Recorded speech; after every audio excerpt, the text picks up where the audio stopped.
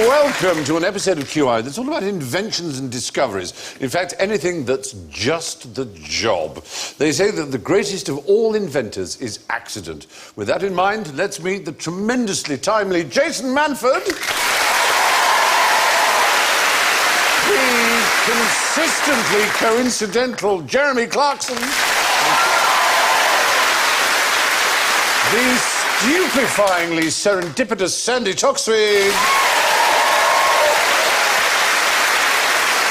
And an accident waiting to happen, Alan Davies.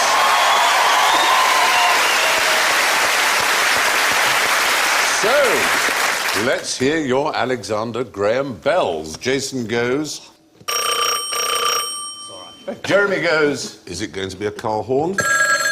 No, surprising. There you go. Sandy goes. I want something trim. Yeah. Good guess. And Alan goes.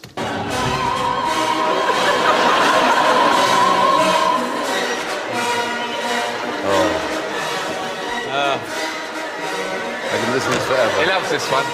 It's a 14-and-a-half hour. It's a Wagner ringtone.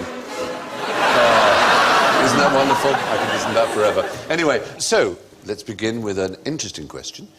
What were chainsaws originally invented for? Proctology. Wow. That's scary. Yeah, that's a... Slicing an arse in half. Yeah.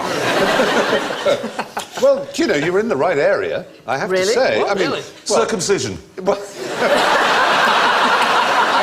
what I mean is, you began straight away with medicine. You didn't say trees or you know, cutting down cutting you know, off legs. buildings. Like bones and... Bones is the right answer. Yes, in particular, it was a rather unpleasant procedure. It Oh, was don't. It'll be a boy thing against a girl thing. It Well, will not be. against, you know. Well, no, It's doctors trying to help. Oh, I know what it is. I know what it is. It'll be a boy thinking a woman's taking far too long over labour, going, oh, I can't stand all that panting. I know, we'll get a chainsaw, we'll just cut that baby out. That's what it is. You know, you're absolutely right.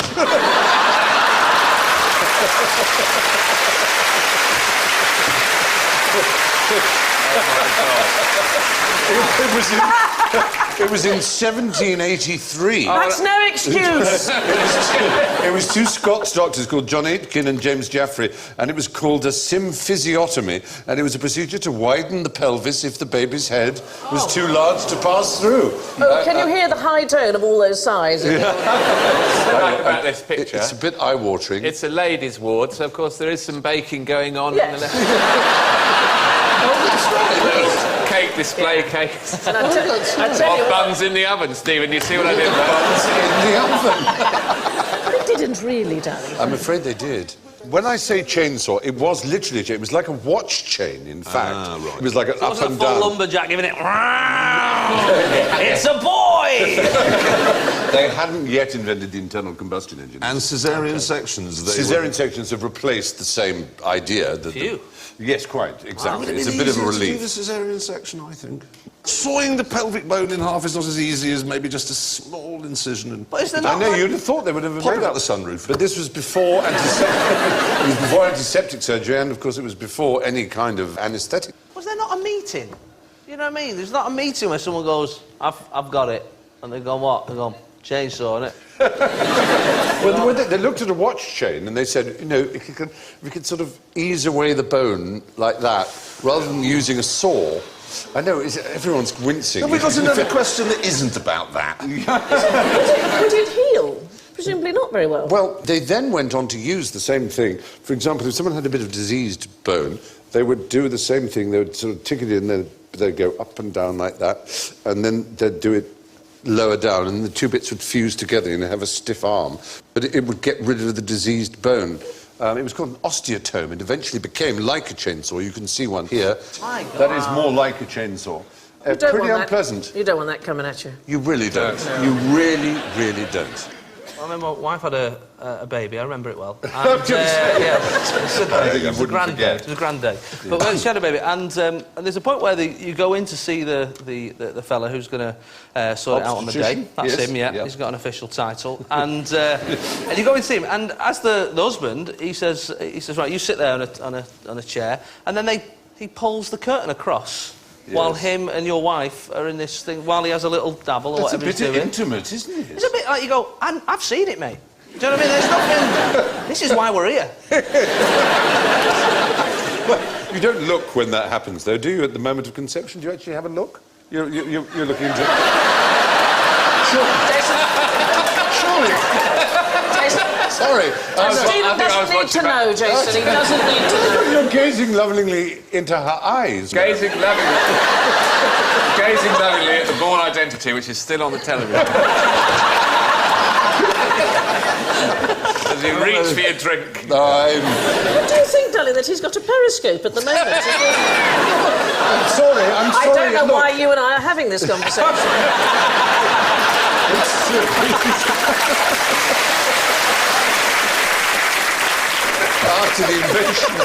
After the invention of the internal combustion engine, where we were getting Jeremy to his home territory now, eventually by 1920 they were small enough to be able to have a hand-powered Cut down trees. And then they cut down trees, Yes. exactly. Well, anyway, there you are.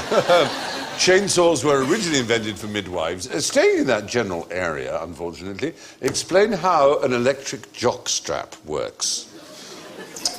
Is there going to be a demonstration? Do you know, I kind of wish there were. Is that what this is? No? That's what it's... Is it a warming thing or... And an electric anything takes us into a period Galvanism. of time. It's Victorian galvanism. Exactly. Everybody thought electricity would cure everything, stimulate everything, and achieve everything. And so at the back of every newspaper there was an electrical something, a galvanic bath. But these were electric jockstraps. And Well, presumably, because they had all sorts of things to stop boys playing with themselves, must have been... It would stop you, wouldn't it? It would stop you, wouldn't it? If you were shot in your pants? I think it might be nice. yes, Oh, really? you're spot on. We men know that. Because there are certain code words in Victorian English. Nervous and general debility, lost vigour, decline in the whole train of gloomy attendants was standard code for impotence. Enter the Heidelberg electric belt. There it is. It's a bit high up, isn't it? Oh, Yes. see, there's the thing down there. No, that's really kind of buzzing away in the important area. And that is actually going to cause you to... well, I'm afraid the phrase is pretty embarrassing. They advise seminal economy. They're advising Is that with against... EasyJet? Yeah. They're advising against wantonly jettisoning too much nervous substance. Basically, Is that what they called it? that's code for semen. In other words, it's essentially a sex Constantly toy. jettisoning.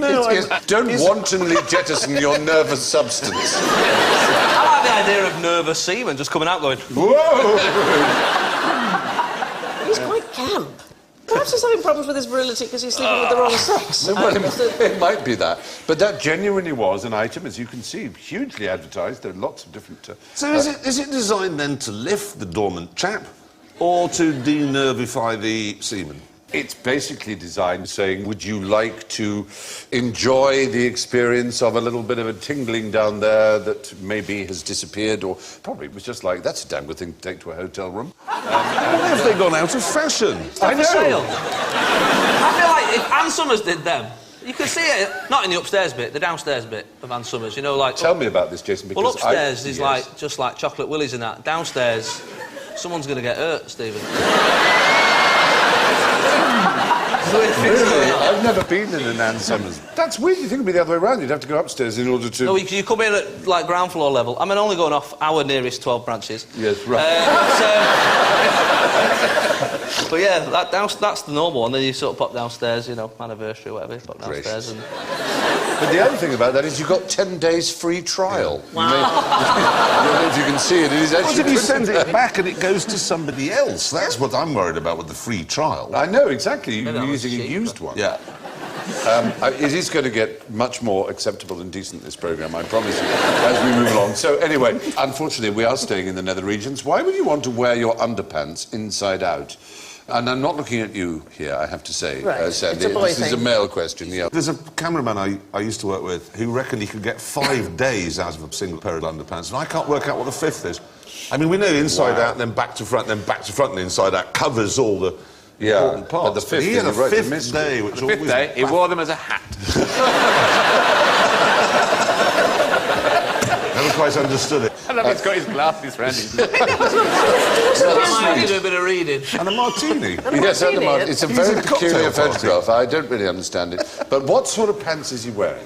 Y fronts. Y fronts. Now, all Y fronts are the same. And what is it about them that is... Oh, is it because they're one side? Yes, There's they're made for right-handed people. the aperture. So you might say, wear them inside out, and then a left-handed person would be able to use that. But the weird thing is, counterintuitively, and I have some Y fronts for you, and you can have them. This is maybe your first I time. couldn't be Sandy. more thrilled. Green for you. Please don't pass me a pair of Y I'll fronts. take the pink one, he'll go. You'll take the pink one. It's like Reservoir Dogs, isn't it? And you can be Mr. Blue.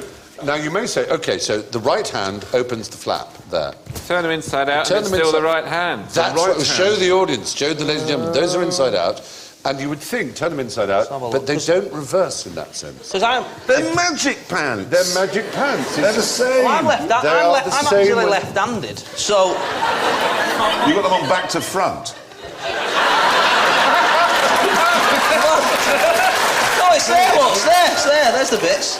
That's not helped me at all. You That. would think that turning them inside out would move the right to the left, Yes. but it doesn't.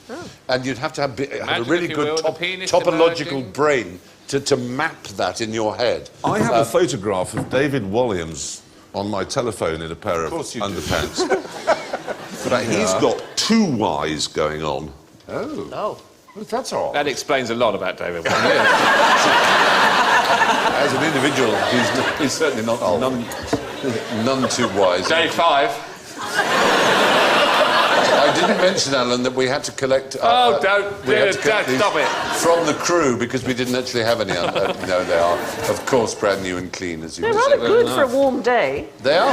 That's why they were developed. And it started with the X fronts, which were in an X shape. And they were reasonably successful. And then a man in America called Arthur Kneblo came up with Y fronts, or jockey shorts, and it just took off enormously. Jockey shorts. Jockey shorts. And they were an instant... Jockey shorts. Jockey I turned shorts. my jockey shorts inside out. That's very I good. still can't find my cock. Dear, this really has probably begun about as low as any program we've ever done. It's going to rise, I promise you. It's going to rise.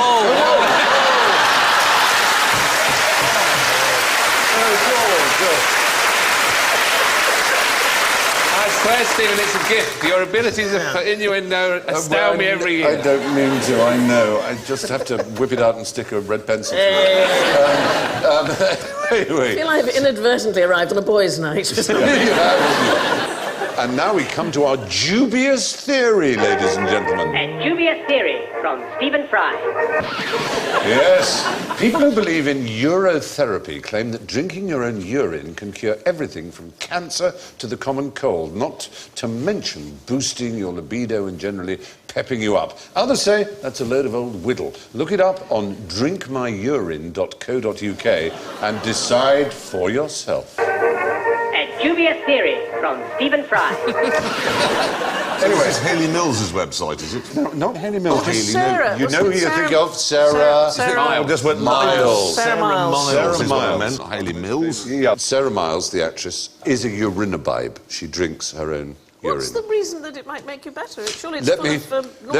let me give you the theory of a woman called Martha Christie. She wrote Your Own Perfect Medicine. The very first toilet visit of the day, Wow. she says, is the most beneficial. She recommends starting with 5 drops of fresh morning urine under the tongue. Before gradually increasing the dosage to as much as a cupful morning and night. Give over. But Well, that's 5 drops, that's remarkable control.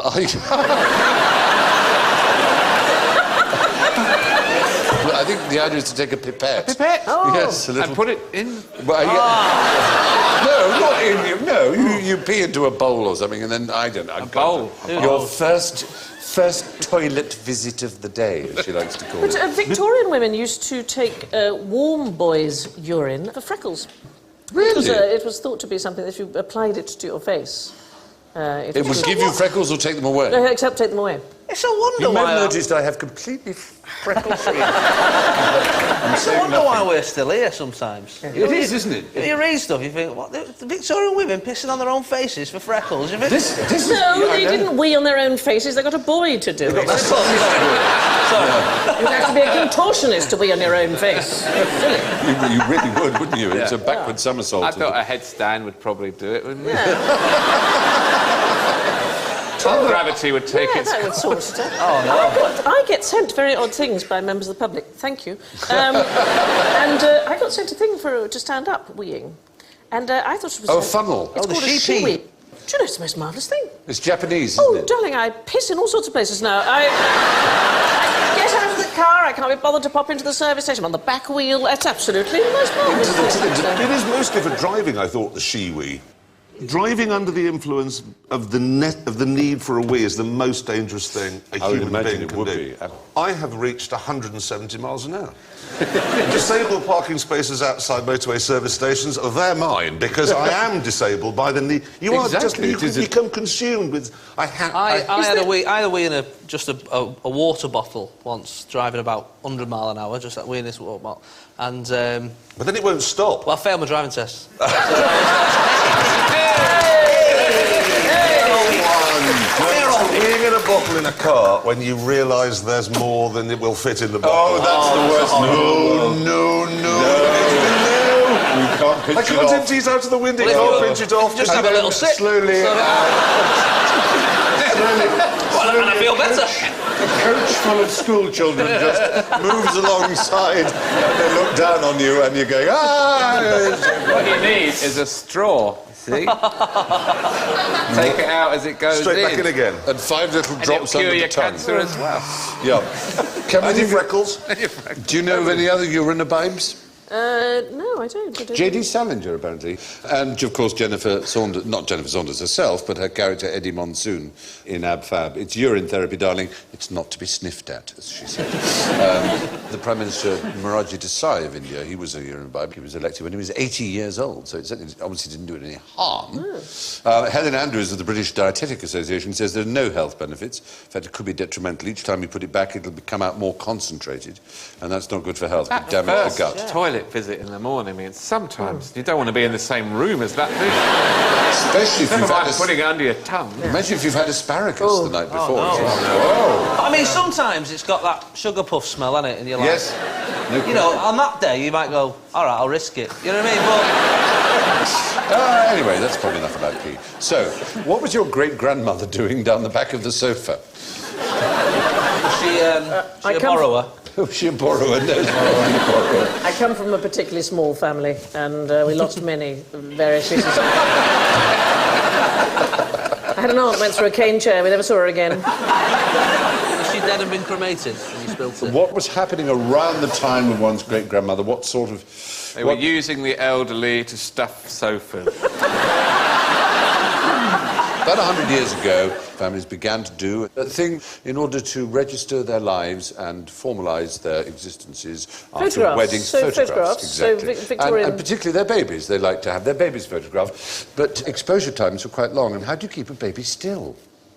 Oh, I've seen this. This is this weird thing. Heroin. There's loads of pictures of them. They've got like sheets over their head. Yes. They're sort of holding the child in place. Exactly. They're called hidden mother photographs. They're And terrifying. There's a website of them. Yes. And they're terrifying. Yes. Wow. It's horrible. It's like a woman in a burqa. It's horrible. There's the mother pretending to be a sofa or an item of furniture, keeping her baby quiet and still enough for the exposure time of the photograph. We got another one where the mother looks a bit like a carpet. I mean, it's really... That's not even a baby. I know, it's not even a young girl. There is a whole class yeah. of these. And they're called... Don't move. You would definitely get the points there for having known about them. It's They're terrifying. rather peculiar. There's hundreds, and they're all sinister. Like, you've gone, rather than just let the kid stand by itself, you've gone, go stand with that ghost. Yes. Well, you know, it's weird. Well, the mother will be talking to the child. saying, Yes. It's all right, darling. Go. Sit still. I'm going to... The chair's talking! I on the sofa. I'm afraid there's an even more macabre class of photograph. Obviously, back in those days, also infant mortality was very high, and families decided that it would be a good idea to have a photograph of their dead child. And so there would be as if asleep. We're not going to show them to you because I think it's a bit too sick, but there are lots of photographs of dead babies made to look as if they're asleep. The Victorians were weird. They were They sort of... were weird. I want to put a picture of my dead child on the mantelpiece, and then I'm going to drink some urine and pop my penis into this electrical thing. You're right, actually. Come to think of it, we beat ourselves up for being a sort of morally corrupt generation. But they used to take the hair of dead people and turn it into jewellery, didn't they? Yes, they It was very certainly common did. to make it into necklaces. There was certainly a melancholy, macabre obsession with death. There's no question about that.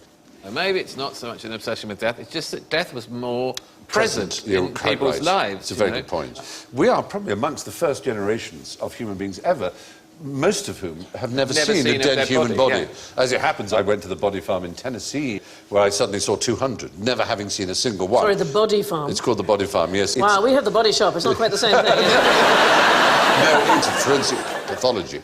And they take bodies who volunteer, and they're burnt, and they're hidden in the trunks of study of cars. decomposition, They maybe. decompose. And a lot of murders have been brought to book because of it, because you've been able to prove that they've died, they've been dead that Where long. is this place? This body This is farm? in Tennessee. You Yes, have the not best far. holidays, honestly. Do you hear about the chap, the auctioneer, summoned to the big Scottish castle? This is not a joke, by the way. Yeah. But he was summoned to a big Scottish castle where their lord had just died and their family was selling off all the contents. And he was looking around, trying to find this hat stand, which he couldn't. And then finally he came across it, and it was a German soldier.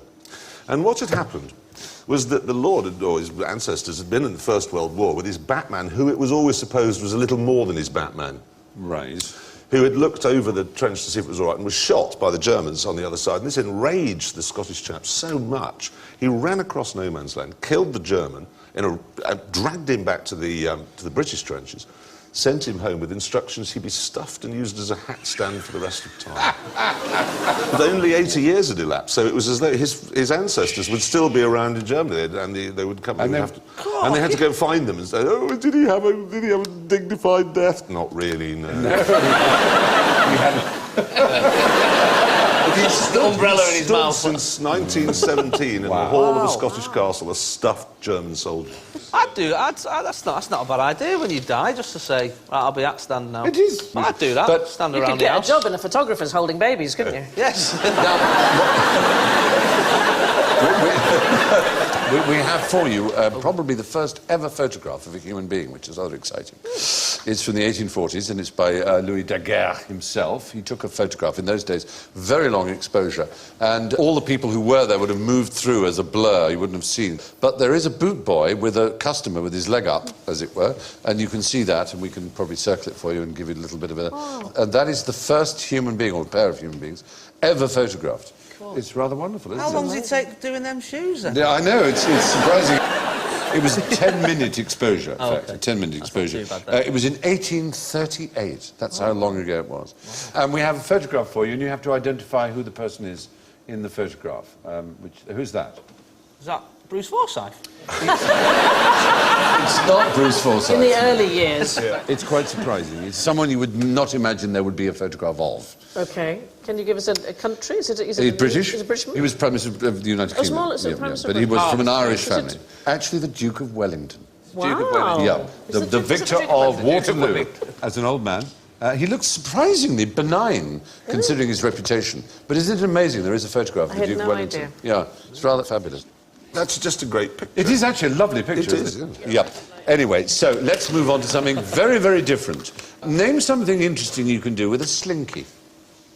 Well, it's Well, you can't untangle it. That's certainly. Oh God, I got through so many as a It is child. the It was so most- it is the upsetting, most. It was wasn't the most. You go to Oh. the top of the stairs and you look at this. It's oh no, and then that would be it in your toilet. We've given you some stairs. In fact, you can take your stairs and your slinky out and Oh, well, demonstrate. there's There the may be slinky. young people in the audience. You're going Never to had love the this. You could excitement. attach. You could This attach is it I'm to going your, back. Look at that. Yay!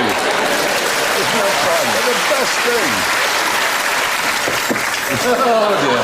I'm you may have literally the pointed it in the happiest wrong man in direction. the world. Brilliant.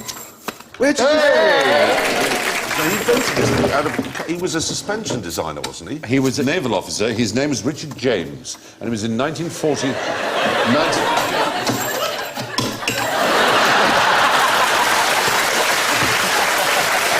It's called the Allen effect.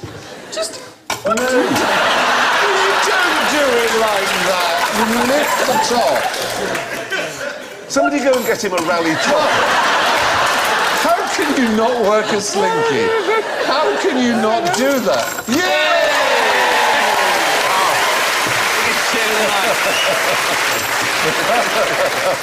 Can you imagine giving this to a child now and going, that's it, that's your gift. Happy Christmas. Whatever Honestly, you we had- do, don't attach it to your electric jockstrap. No. It But would he make didn't a invent most it by accident. He was making Yes. cool springs and he He invented was an American naval officer, and he literally knocked over a spring, and it went for a walk. And Yeah. he thought, oh, that's interesting. And so he developed an experiment, and he came up with a slinky. And more than... Look, to be fair, it was his wife who thought it would make a good toy. Yes, it's true. Let us Yeah, remember that sometimes women absolutely. get overlooked in these things. More than 300 million were sold, which is an incredible number. all to me, because I kept breaking them. Yeah, I know, because they tangle up. Now, if you'll put them away... Do you mind if I keep the stairs? Because there's a few shelves in the kitchen that I still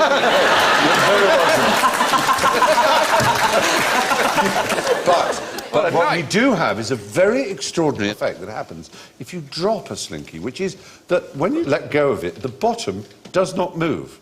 Watch the film and you'll see what I mean. It's actually really astonishing. It's a very peculiar effect. Watch the bottom of the slinky as it actually happens in very high-speed camera. The bottom is completely still. Isn't that amazing? Wow. That is a really bizarre effect. I can't really explain quite why that happens. Oh, I bet James May could.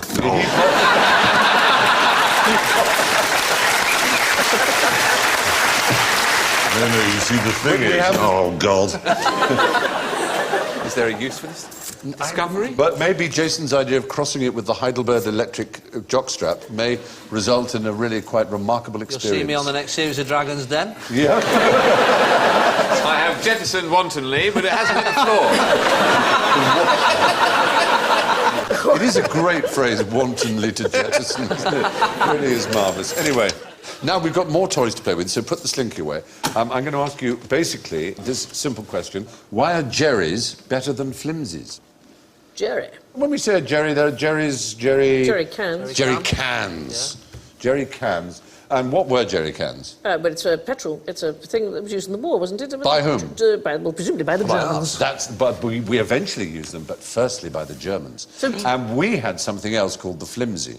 And unfortunately, the flimsy was absolutely cack. We only won the war by nicking all their ideas. Yeah, on the left is a jerry can, and there on the right is a flimsy. And General Auchinleck, who was the predecessor of Montgomery in the 8th Army, actually said this about the flimsy. He said, the flimsy in ill-constructed containers for carrying fuel, he said, leaked 30% of its fuel between base and consumer, with huge consequences in lost lives, battles and shipping. So British soldiers basically spent their life trying to steal the jerry can, to the extent the Germans started booby-trapping them because they knew that the British wanted to steal them because they were the most desirable object. The jerry can, I have 2 of them for you. They are absolutely astonishing, incredible inventions. Basically, they're a single weld like this. They have this fabulous cap. They have an inner lining, which means they can carry water or petrol. They have this thing opens, what's called a donkey dick comes out. His nickname Donkey Dick. But rather cleverly... It's been a hell of a show for me. Yeah. I tell you. But even, I mean, they have this little indentation here. What do you think that does? Strength. It strengthens it, but it also, Presumably in heat, allows it to it allows it to expand. expand. And the handles are absolute genius, because if you have 2 empty ones, you can hold them together using the handles. One here, I'm going to stand up like so. Standing. So you simply hold them like that using that. But also, when you're holding it, you hand it to someone else, there's a handle. You simply see. take it like that. And they are... Getting the donkey They're stick out now, almost sir. perfect. You won't be able to, it's really, really stiff. It's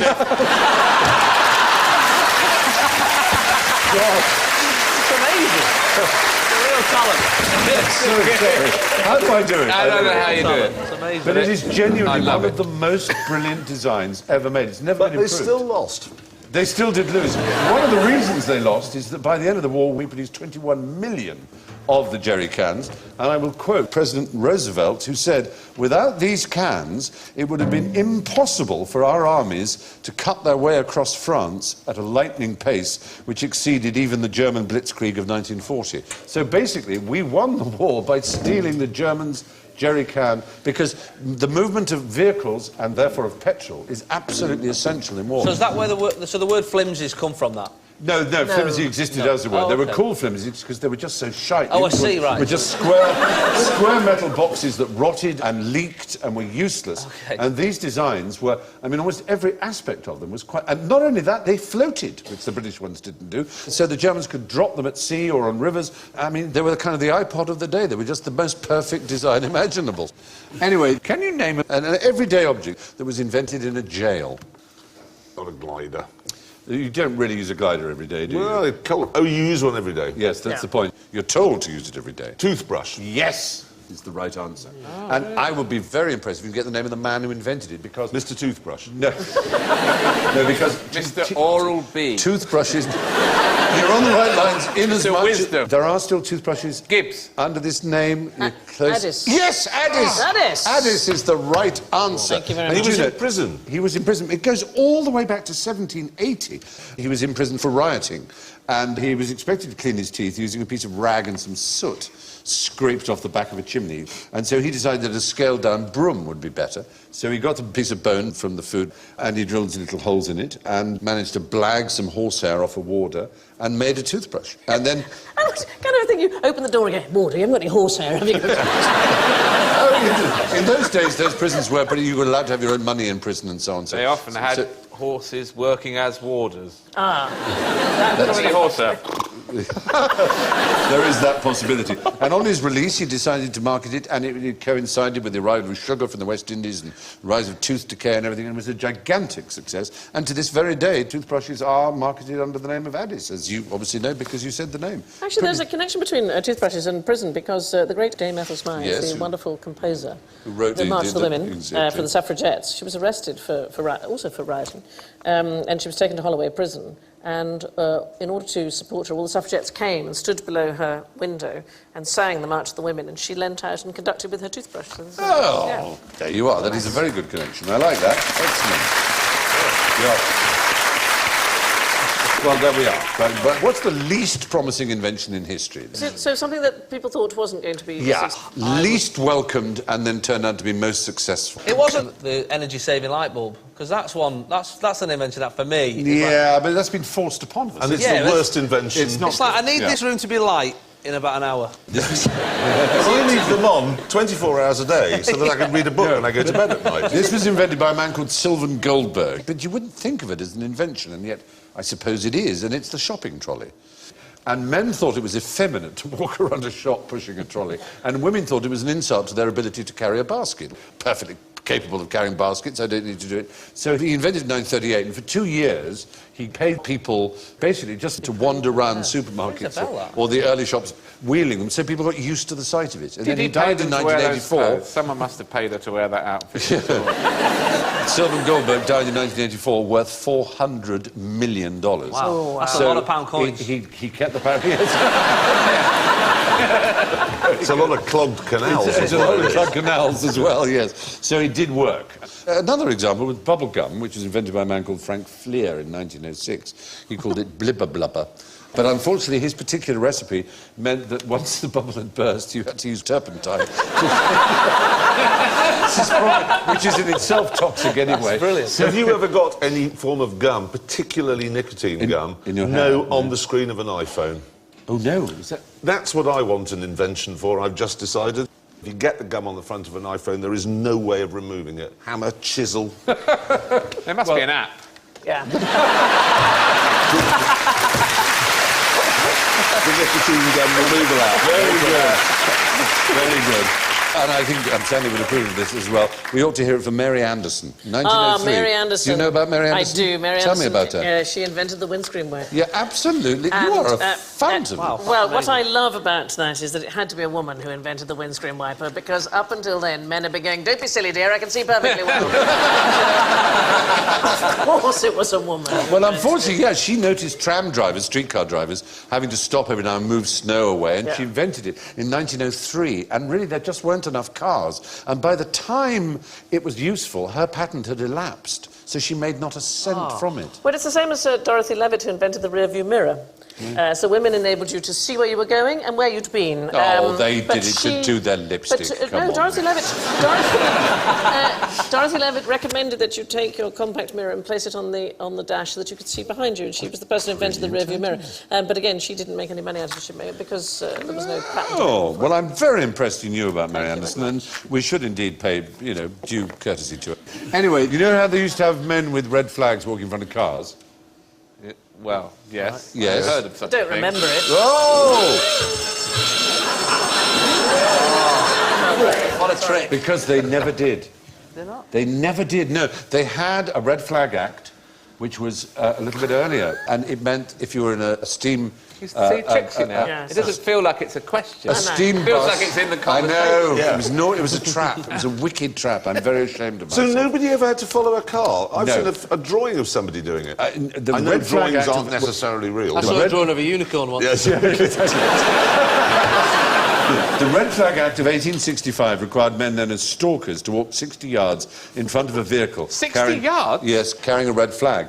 But it lasted Miles in it's back there, it's coming. It lasted in Any minute 1878. now. So it was only relevant to traction engines and steam buses. From 1878 to 1896, the flag was optional. And in 1896, it was abolished. And by then, there were no more than 80 cars in the UK. So there was never a time when cars were preceded by red flags in the UK. There was never a time, yeah. But talking of useless inventions, what about the dry ear dryer? It's a machine to dry your ears. OK. Drying your ears, it says, has never been simpler or more effective. The device blows hot air into your ear, although the instructions advise you to dry your ears first with a towel. Is this contemporary? Is this real modern? invention. All you it's need is modern. a tube. Modern, don't you? yeah. You just need a tube. Yeah. Or a hairdryer would do the No, job. You don't even need that, Stephen. You just need a tube. But most people have yeah, but hairdryers. a tube, just a would do tube. it. I know, you're right, you're right. Have you ever invented something that's already invented? I've done that a few times. Have you? I invented the bike once. And, I saw someone on a unicycle and genuinely went, that'd be brilliant with two wheels. And I also invented glasses as well when I was at school. Really? I was doing some geography, and so I had the map out, I had a ruler and a pencil, and I had to have a magnifying glass, and I couldn't do all three at the same time, and I was thinking, well, I think what would be really good is some sort of magnifying device, but like attached to your face. It's a genuine eureka moment, and I thought, oh no, that's glasses, isn't it? Yeah. All right. Anyway, so here's a marvellous question. What was wrong with the first sound recording device? Didn't work. Didn't have any speakers. Well, it was that it recorded sound perfectly well. But you couldn't play it back. Yes, you couldn't play back. What happened was a man called Martin Val, he was a Frenchman, he used burnt soot and it registered sound waves But they on sort it. of scratched it out, didn't But they? recently, it was reverse engineered and engineers managed to get the sound back of him singing Eau Claire de Lune. Is that the thing they played on Radio 4 and Charlotte Green cried with laughter? Charlotte Green, would you like to hear that moment? I do know, it was one of my because favourite moments of all unfortunately, she had to time. announce the death of Abby Mann and she couldn't help corpsing, bless her. So you want to listen to this because you'll hear the oldest ever sound recording plus the unfortunate event that followed. American historians have discovered what they think is the earliest recording of the human voice, made on a device which scratched sound waves onto paper blackened by smoke. It was made in 1860, 17 years before Thomas Edison first demonstrated the gramophone, and featured an excerpt from a French song, Au clair de la lune.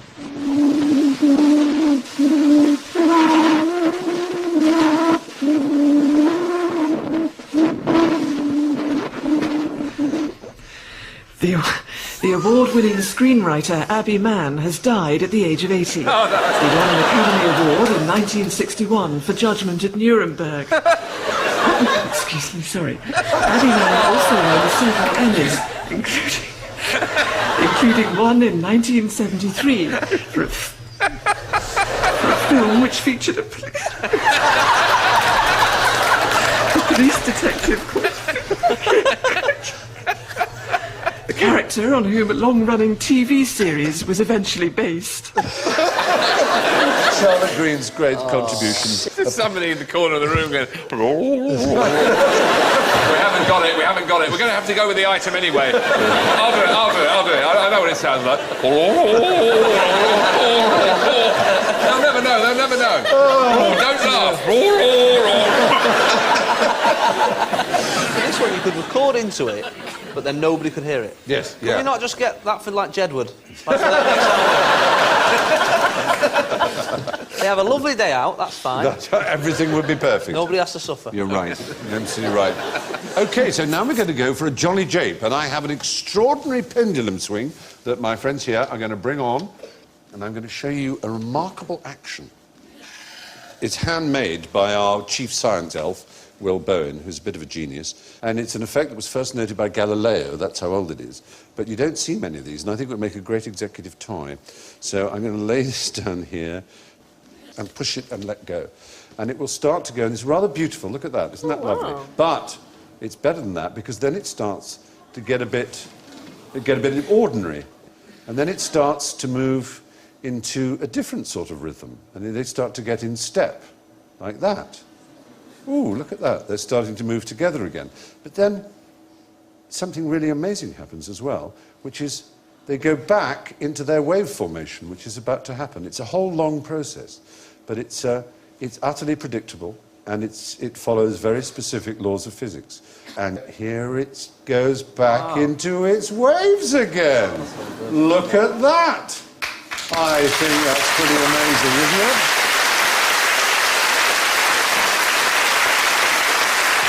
And it will carry on doing that, as you can see. It will carry on going through those cycles behind us. And it's a principle, as I say, that Galileo worked out. The central bob, it makes 60 swings in a minute. The one to its left does 59 in 60 seconds, and so on. It means after 1 minute, they're all back to where they started. It doesn't matter how far you push a pendulum, it still takes the same amount of time to swing from one side to the other. And it's using that makes it go in and out of sync in these different ways. There it is, it's the Galileo pendulum. And wouldn't it make a great executive toy? Well, that's all the inventions we've got time for this week, except, of course, for the scores. And believe me, these are not invented, much as though people may believe it. The scores are rigorously and scientifically worked out. And in first place, with an extraordinary plus 13, is Sandy Toksvig! Wow! And only 10 points behind in second place with plus 3, Jeremy Clarkson! What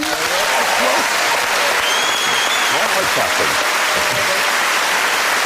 And very impressive from Jason Manford with plus 2! Wow!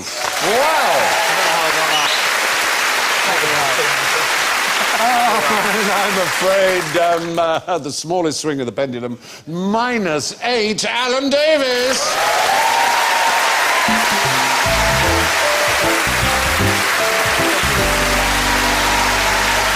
And that's all from Jason, Jeremy, Sandy, Alan and me. Thank you, be extremely kind to each other forever, and good night.